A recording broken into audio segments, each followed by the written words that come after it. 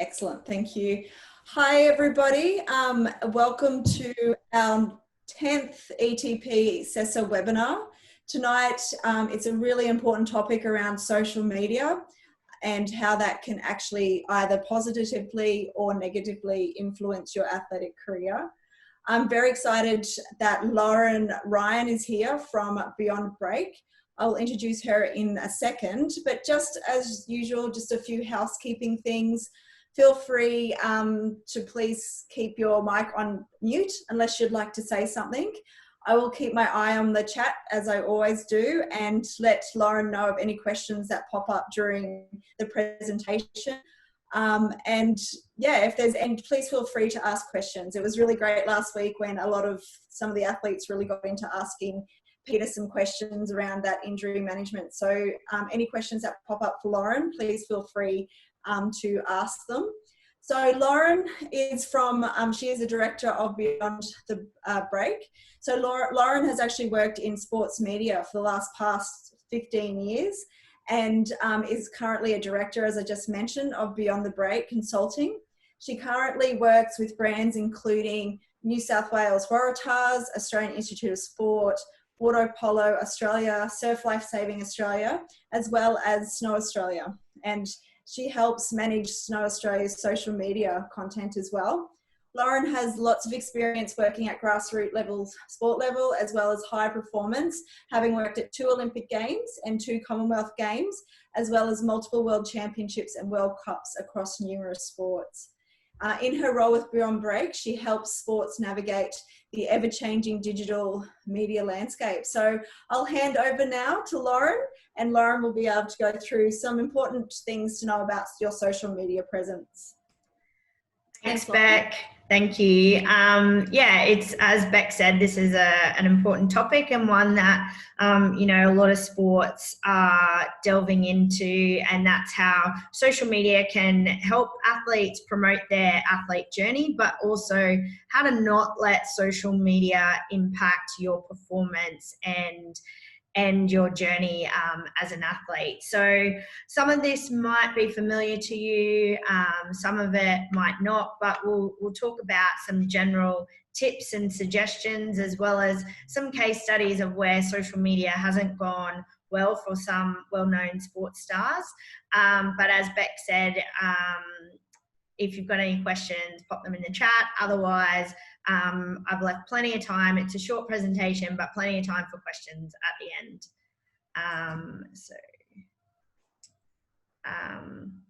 So the digital world in which we currently live in. So in the world, there's close to 8 billion people, and of those 8 billion people, 5 billion are on their mobile phone users, and close to 4 billion are active social media users. When it comes to comparing the number of people who are on social media, it's fair to say that most of the world's population is engaged in social media when you discount younger children or very older people who might not be. 49% of the population is engaged in social media. When you look at the social media trends, Facebook is still the largest social media channel around the globe, with 2.4 billion active monthly users, and 88% of those people are using it through their mobile devices, followed by YouTube, which has 1.9 billion active followers a month, WhatsApp, Instagram, both also managed via Facebook, and then you've got the ones that are coming in smaller. That's discounting the new players on the scene like TikTok, which is one of the fastest growing social media apps around the world, especially within your demographic that I'm sure you guys on this call would probably be very familiar with TikTok. But that's to just give a quick snapshot of, I guess, the social media landscape that we currently live in. So getting into some of the social media tips and some of the social media planning that we wanted to discuss with you all today. We've kind of laid out here a bit about what your social media goals are. And you might think, why do I need social media goals? I'm on social media because my friends are or my family is. But similar to how you're setting your goals within a sporting context, it's actually important to have goals of why you're on social media. Is it to talk to family and friends? Is it to connect to new people? Is it to showcase your skills and hobbies on photographs? Or in this case, to showcase your journey as an athlete? Is it to promote a business? Is it to become an influencer? These are all really important questions, because as we go through this presentation, you'll see that why you're on social media and what your goals are around social media actually influences what you're posting, how often you're posting, but also why you're using the channel. When it comes to your digital footprint, everyone now is a brand. And that might sound silly, because when you think of brands, you might think of Nike or Red Bull, or, you know, brands that you're familiar with, Coca-Cola, McDonald's, big brands. But in fact, all of us now, with our own digital footprint, whether you Google yourself or you look at yourself on LinkedIn or Facebook and what those search results show you, it shows that each of us have our own digital footprint with our own brand. So having control over what your brand says about you on social media, but just as importantly across all digital platforms, is really important. You know, what are people in your field putting out there on social media? Look at how they've established themselves as a brand and what their brand says about them. I'm sure all of you follow sports stars and sports personalities that you really look up to. What does their social media say about them? And it's not just when we get to that elite level, but also people who are coming through the ranks, because what you have on your social media is going to be viewed by a lot of people, including potential employers, potential coaches, potential university administrators. So just keeping in mind that what your brand is out there on social media is really important. Choosing the best channels for you. This comes back to what I was talking about in that first slide, which is, what are your social media goals? So are you on social media because you want to use it to build your profile? Are you on social media because it's a tool to communicate with your friends and your family, which is extremely valid? Or is it something that you want to grow fan bases and connect to new people? Understanding those goals then helps you choose which channels you want to use. So LinkedIn, great for building a career profile. So for those of you who are starting to enter, you know, year 11, 12, coming out of school as well into the university sector, maybe you're going into internships, maybe you're coming into that university landscape. 80% of recruiters use LinkedIn as their tool to connect to potential employees, but also connect employers to employees. So understanding, do I need to have a LinkedIn profile, and what does my LinkedIn profile say about me? Instagram, great channel for brands and influencers, great one for connecting to fans. I'm sure all of you are avid snow sports fans and follow a lot of snow sport content. Instagram's a huge platform for snow sports content. Their increased functionality around video content has made them one of the leading channels for brands and influencers.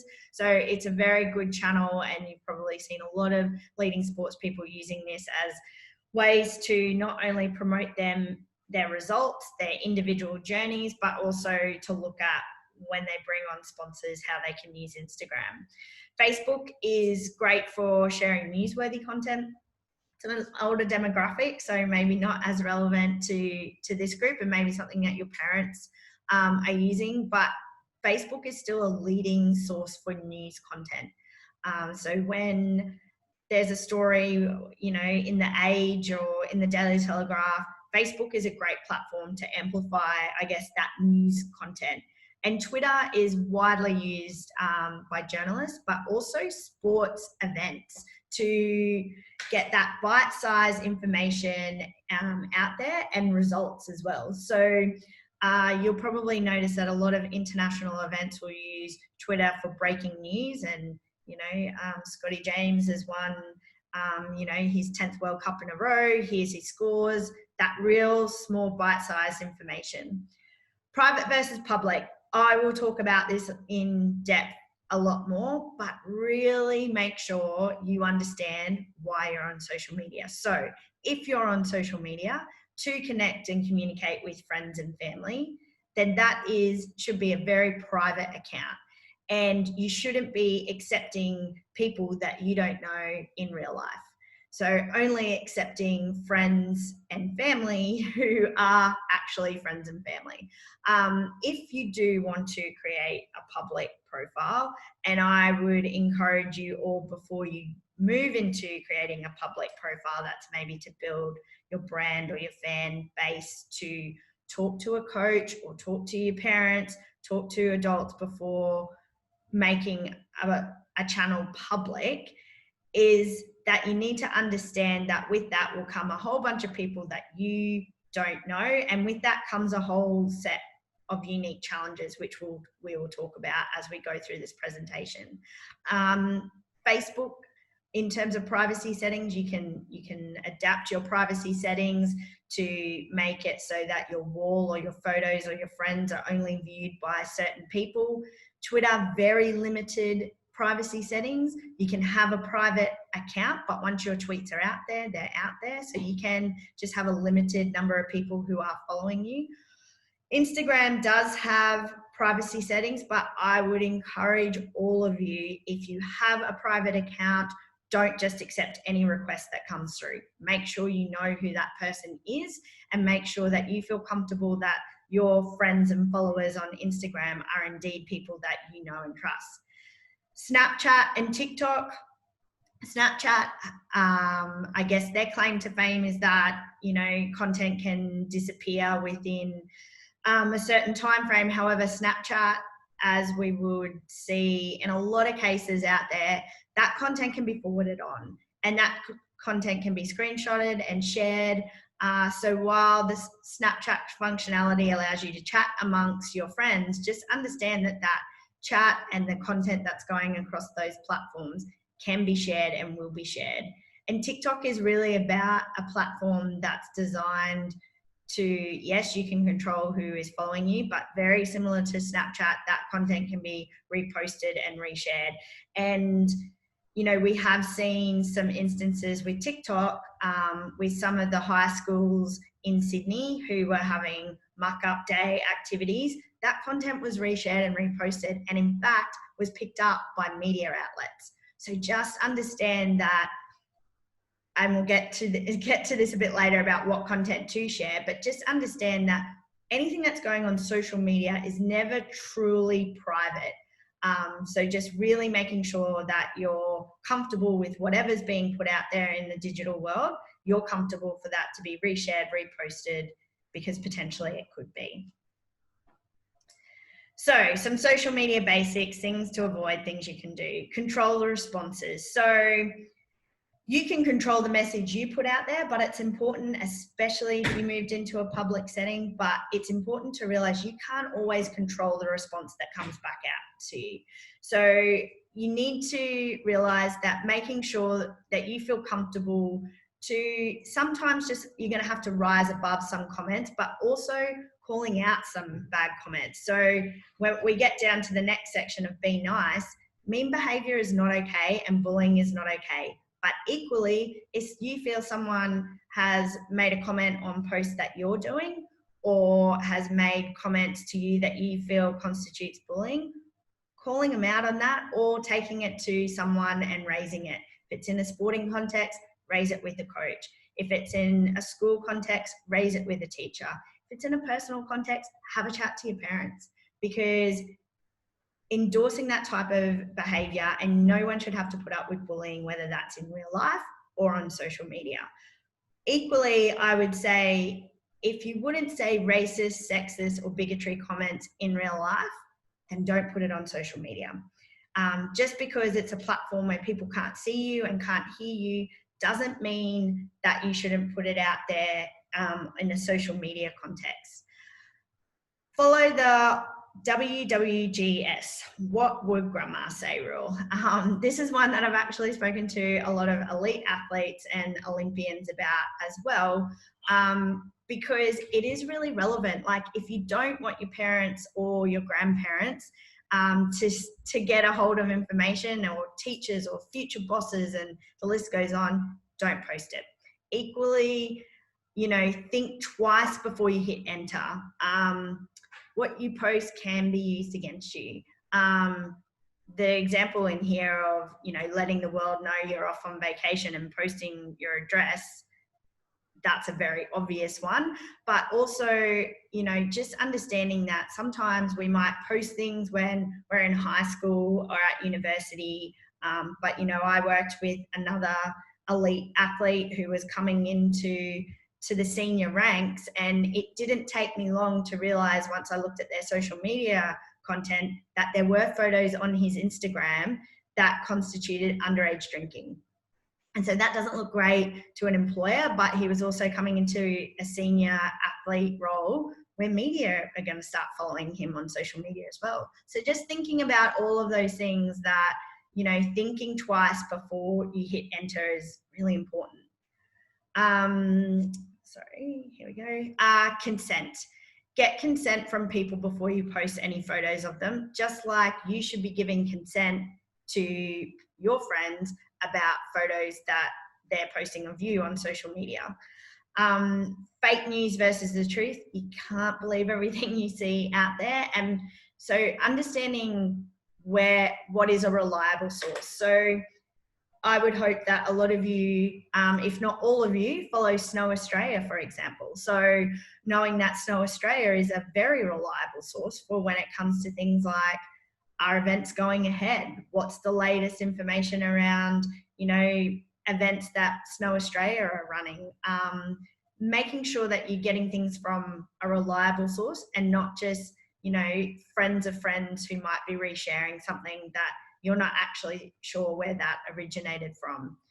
Use your privacy settings. I keep coming back to this, but make sure that you have the highest level of security on your account. There are plenty of videos online, but if anyone does have any questions following this, I'm happy to share some direct links about making sure your privacy settings are at the highest standard. Don't share your passwords, and change your passwords regularly. Making sure that someone doesn't have the opportunity to, hack into your social media and take it over. Don't friend strangers. I think we've covered that one off, but safeguarding your reputation. So when you post something on social media, it's available for everyone to read and extremely hard to delete. And again, only have friends online that you would trust in the real world. Be smart when using smartphones. So all the tips that we've gone through, and the extra precautions that you put in place, make sure you've got those on your phone as well. So be careful who you give your number to, how you use your GPS, checking your apps, and making sure that, if you don't want people tracking you, that the GPS component is turned off with those apps. Making sure that your phone has a secure PIN, password, facial recognition, all of that, and knowing how to log into iCloud or Android Find so that you can find your device if you do lose it. Don't measure your life based on what others post. I think this is a really important one, because Instagram and Facebook and other social media accounts, people are typically going to post photos of those really great moments. They're not going to post photos of moments that life isn't going so well. So just because it feels like someone has got it all together and things are going really great, that's what they're putting out there to the world, but that's not necessarily what's going on behind the scenes. So don't base your life on what other people are posting on social media. Uncheck the public search results box. So if on a social media webpage you don't want to be found and you want to have that highest level of security, that's a really simple one to tick, and make sure that you're not part of that public search. So, how to make social media work for you. It's not all doom and gloom, and certainly, you know, Olympic sports and sports outside of the major football codes have really been able to utilize social media to their advantage. So, you know, it comes back to what do you want to achieve on social media? And when you're at that point where you maybe want to, you know, get new fans or followers or connect to friends and family, just have a think about that and there's set up your social media accounts accordingly. Distinguish between your personal and public life. Maybe when you start to get into the elite side of being an athlete, you might create a public Instagram account or a public TikTok account, but you keep your personal account just to your close family and friends. Just remembering again that nothing is truly private on social media. How you can use social media to, I guess, really generate great content and connect with fans that maybe, you know, don't know you is be yourself. Just showcase people, show the world, you know, what it's like to be a sports athlete and, you know, in your particular discipline, doing what you do from training to exercising to on snow to off snow. Just show a bit of personality and just be yourself. Using correct spelling and grammar, that's more applicable to especially LinkedIn and making sure that you're putting the right things out there on LinkedIn.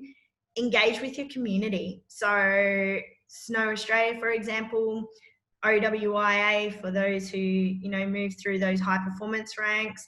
Have a look at the, you know, FIS and international channels. What hashtags are they using? How are they starting a conversation? What are people doing to engage within the snow sports community?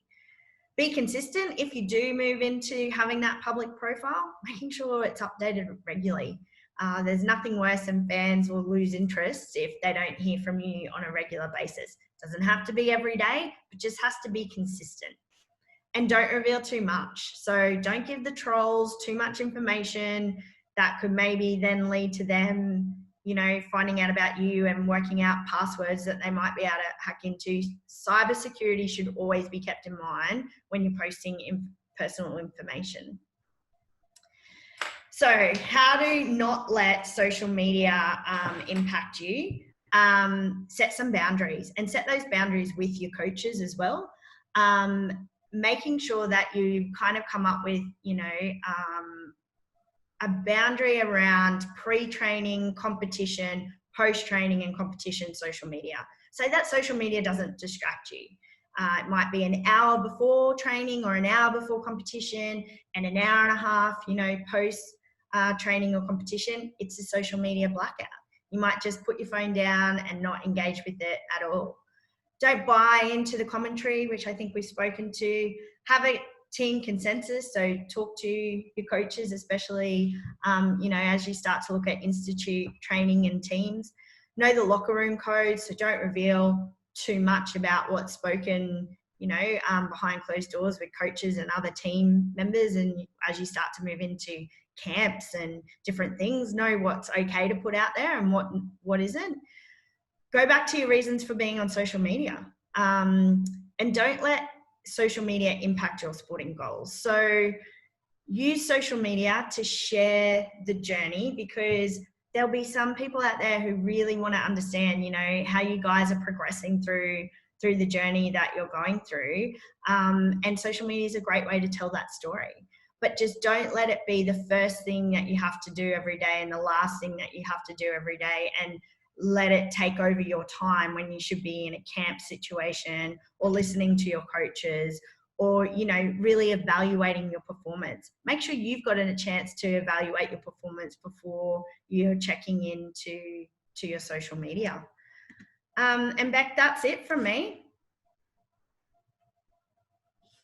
Wonderful. Thanks, Lauren. That was really informative. For those disciplines that move through the NSWIS ranks, just a little heads up, they actually review your social media platform. If you're on that possible selection list, they actually go through all your social media to make sure that you're an athlete that has a really high standard and a really high code. So please be aware of that. I think that's a really important tip for those ones that want to move through the ranks. So thanks, Lauren. No questions so far, but does anyone have any questions before we finish up for the evening? No. Okay, if you think of anything, please email me. I'm happy to just pass on to Lauren, and Lauren's able to help and support as much as she can. But thank you, Lauren. That was really informative. I even learned something, especially about the GPS. I wasn't aware of Yes. that. I might look into that. Yep. Check your apps on your phone, Beck. Yes, I think I will, definitely. So thanks again. That's it for the webinars for this round of series. So I probably won't put anything together till after Christmas now, because a few athletes might be heading overseas, and year 12s finishing up and all sorts of things. So yeah, thanks again. Thanks for tuning in. And I'll be sending out a survey in the next week, all about the webinars and to provide some feedback to us. So thanks again, Lauren, once again. No worries. And I will chat soon to everyone. See ya. Thanks, Beck.